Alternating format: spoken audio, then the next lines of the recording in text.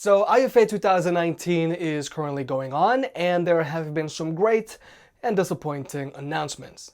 Now, first off, I'm going to answer the question that almost everybody here has, and that's, have the Sony 1000XM4s been announced? And unfortunately, no, they have not. And if Sony was going to announce their new Sony 1000XM4s, they would have done so during their press conference like last year. But instead, they announced their new Xperia 5 phone.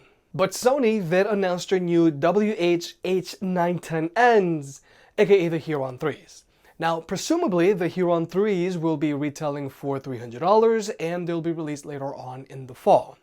Now, these headphones are going to be slotted between the Sony XP900Ns and the Sony 1000XM3s. Now, personally, I really do like that these headphones have a much sleeker design than their predecessors, the H.ear On 2s. But other than that, I'm not that excited about them. Personally, I don't recommend that you wait for these headphones because I think these headphones are pretty redundant given Sony's current headphone lineup.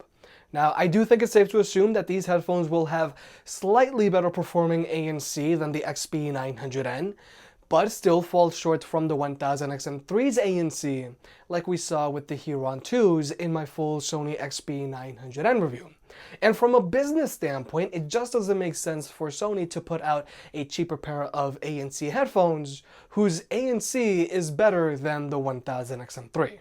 Besides some extra color options and what looks like to be more spacious ear cups, I don't see any real reasons to get the H.ear On 3s over the Sony XP900N, which also have spacious ear cups. I think that if you're currently looking for a great pair of mid-tier ANC headphones, I highly recommend the Sony XP900N, and if ANC is your main priority, then just spring for the 1000XM3s, especially right now because they're going on sale for like $300 sometimes. The only reason why you should consider getting the H.ear On 3s over the 1000XM3s is because of their more spacious ear cups. Now, even though the 1000XM3s fit me just fine, I'm fully aware that the 1000XM3s aren't going to fit people with larger ears. That's why they might spring for the Bose QC35s or even the Bose NC700. But if you are interested in an alternative to the Sony 1000XM3s, then you might be interested in the new Sennheiser PXC 552s. Now, Sennheiser also announced their 3rd generation Momentum headphones, but personally I'm not the biggest fan of their clunky retro design or their $400 price tag. But I do think the PXC 552s have a good chance of going neck and neck with the 1000XM3s and even being all around better than the Bose NC700.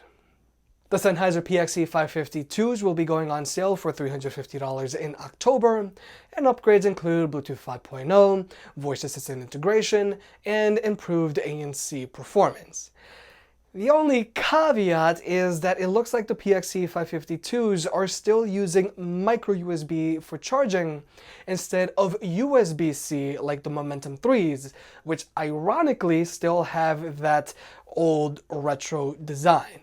Now, I don't know what compelled Sennheiser to have micro USB charging on one pair of headphones and USB-C charging on another pair of headphones, but personally, I do think that having micro USB charging on a pair of premium ANC headphones in 2019 or 2020 is just unacceptable. Personally, I really hope that this is just a mistake in their press release, because I really hope that Sennheiser manages to put USB-C charging on the PXC 552s, because if they don't, their new headphones are already going to start with a disadvantage in this super competitive ANC headphone market. But like I mentioned earlier, if you need something with more spacious ear cups than the 1000XM3s, then I do think these are worth waiting for. Even though the Bose QC35s have these super spacious ear cups, they are lacking in features for 2019 and 2020 headphones. And the Bose NC700s are just overpriced at $400, they're not as comfortable, and I'm not the biggest fan of their not so low profile headband. Now, there have been other headphones that have been announced at IFA, but I do think that these are the important ones that you should know about. But now, let's talk about truly wireless earbuds, because truly wireless earbuds are finally getting really good. First off, Jabra announced their new Jabra Elite 75Ts, which will be going for $200 and released in October. Upgrades include the earbuds themselves are smaller, their carrying case is smaller, it now charges via a USB-C port, and they now have a combined advertised battery life of 28 hours, which is double of that of the Jabra Elite 65Ts. So not a bad upgrade at all. The only thing that I do want you to notice is that their price did go up. I don't know, maybe it could be because of the tariffs, but it looks like a $20 increase here. But Sony also announced their new WF-H800s, aka the H.ear In 3s. Now, there isn't any official pricing on these guys yet, but I am willing to bet that they'll go somewhere between $150 or $170, because they obviously don't want to eat into their Sony WF-1000XM3 sales, which go for $220.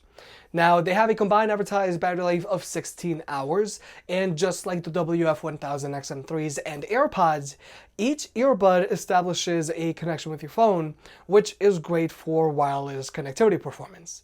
But unlike the WF-1000XM3s, these in-ear earbuds don't have active noise cancellation, and they don't have touchpads. They're using physical buttons, which is perfectly fine. But they do come in a whole bunch of funky colors, so that's nice. I also want to quickly point out that Audio-Technica announced 2 new pairs of truly wireless earbuds. One pair is going to be going for $150, and the other pair is going to be going for $100. But given that just how bad their $250 truly wireless earbuds were, they can honestly only go up from here. Now, even though the $250 Audio-Technica earbuds were bad, they weren't as bad as the human headphones. But personally, I am a little disappointed that we're not seeing a replacement for the SR50BTs, because up until the Sony XB900Ns, these were my go-to mid-tier ANC headphones. So maybe we'll see new Audio-Technica headphones at CES 2020. Oh my god, 2020. Alright, anyway. But I also want to quickly point out that Sonos has announced their first portable Bluetooth speaker, the Sonos Move.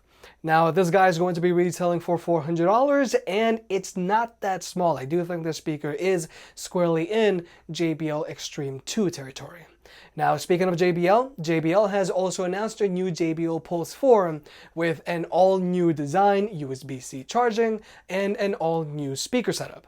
Now, unfortunately, the Jbl Pulse 4 is going to be using Party Boost, which means you're not going to be able to pair your Jbl Pulse 4 to the Jbl Pulse 3 or anything else that's using JBL Connect Plus. You will, however, be able to pair the Jbl Pulse 4 to the JBL Flip 5, which does use Party Boost. But IFA 2019 is still going on, and if anything else interesting comes out, I'll obviously make another video. But there's a whole bunch of other stuff other than headphones getting announced. There's new TVs, soundbars, laptops, and the list just keeps going on. These were just the main things that I found interested and I'm looking forward to. Now, just remember, Apple is having their yearly iPhone keynote on Monday, and I do think that we're going to see new headphones there, because if we don't, then the Beats Studio 3s are just going to be way left behind. And I do think that we are going to see new Surface headphones at Microsoft's next Surface keynote in October. So personally, I am looking forward to the new Surface headphones. And Microsoft, if you guys want me to come, I'll be more than happy to go, because I live in the NYC area. It's just an idea.